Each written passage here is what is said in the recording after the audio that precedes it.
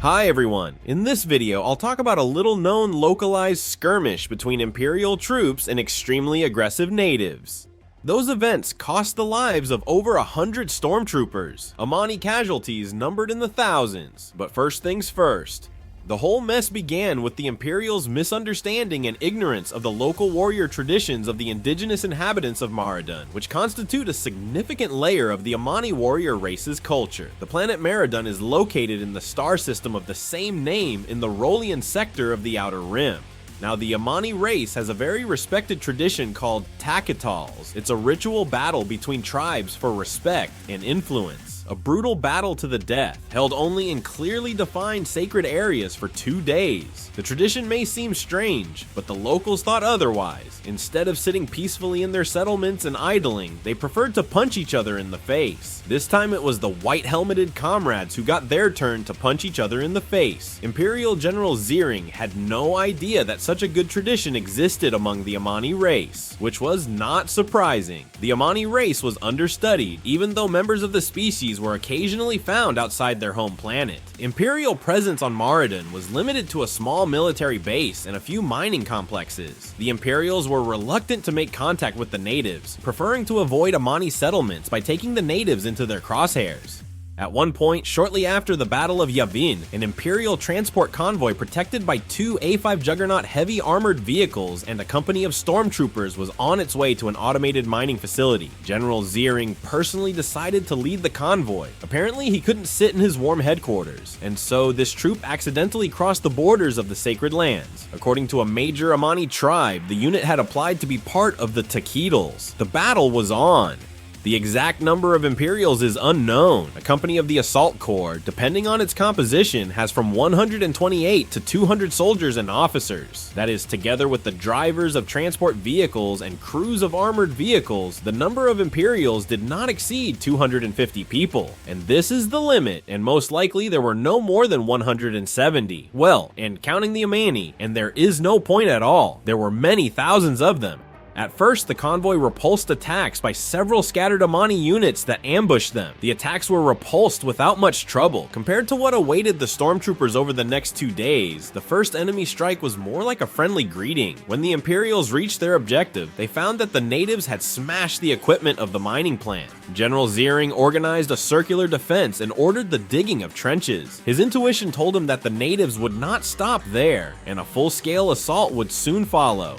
After sunset, before the Imperials had finished organizing their defenses, several Amani managed to sneak into the Imperial camp undetected and blow up one of the juggernauts. But the savages decided not to limit themselves to one armored vehicle, and at the same time blew up a long-range comlink station. The night attack was repulsed with heavy losses for the attackers, but the loss of vital equipment played a key role in further events. The Imperials found themselves incommunicado, surrounded by thousands of aggressive savages. In a different situation, the stormtroopers would have called for reinforcements and aimed bombers at the Amani, but now it was impossible. General Ziering realized that it would be extremely problematic to get to his base without outside help. The only thing left to do was to wait for reinforcements or to wear down the enemy with defensive fighting and make their way to the base on their own. At dawn, Captain Gage and a small squad of stormtroopers set out on a foot reconnaissance mission. Because of communication problems, General Ziering could not rely on aerial or orbital photography. They had to scout using non-technological methods, but as they moved away from the hastily constructed fortification, Gage's squad was ambushed by hundreds of Amani. Gage ordered a retreat, but only he and 2 stormtroopers managed to make it to the camp alive. Running to their own had to be covered by the heavy barrage of the remaining Juggernaut and comrades in white armor. When the smoke and dust from the gunfire cleared, the stormtroopers were surprised to see thousands of Amani surrounding them. Had it not been for iron discipline and mental training, the stormtroopers would have tried to surrender, but they diligently dug trenches and prepared for battle. The Amani army on the plain was rapidly increasing in size. Being marksmen with no love for their neighbors, the stormtroopers impatiently clicked the safety locks, stroked the triggers of their blasters, and waited for the Amani to come within effective shooting distance. However, not everyone was ready to wait for the enemy to arrive. There were some idiots with hero syndrome among the Imperials. Such was Commander Frickett, who bravely and foolishly ran into the attack with a small detachment. If he had a saber, he would have waved it over his head like some commissar from the Warhammer universe. Lieutenant Sandberg tried to warn the commander that his actions would only lead his men into an ambush, but when stupidity strikes, the voice of reason is silent. As expected, the Amani ambushed him, taking cover in the tall grass for the time being. In the course of a short battle, they slaughtered most of the squad, along with Freckett himself. At the same time, the second juggernaut was also lost. In the end, the Amani not only outnumbered a few Imperials, who were already few in number, but also gained blasters. Seeing the unenviable situation of his rapidly thinning troops, General Ziering finally turned his attention to Lieutenant Sandberg, who had hitherto expressed only sound ideas. Sandberg, like a textbook, suggested digging 3 rows of trenches, the first row of which was already being worked on by stormtroopers, shoveling at the speed of a digging machine. The complex where the Imperials held their defenses had only one convenient approach, which was a bare plain. It was difficult to attack from the other sides. In addition to the trenches, Sandberg suggested building a makeshift redoubt using existing vehicles as walls, including an old ATT walker that the Imperials used as a truck. The trenches and redoubt were lined up so that the attacking Amani would always be in the crossfire of the blaster rifles and the few available E-Web machine gun blasters. Ziering agreed to Sandberg's suggestions and promoted him to the rank of captain. For the rest of the day, the Imperials fortified and the Amani built up their forces for a Zerg-style attack.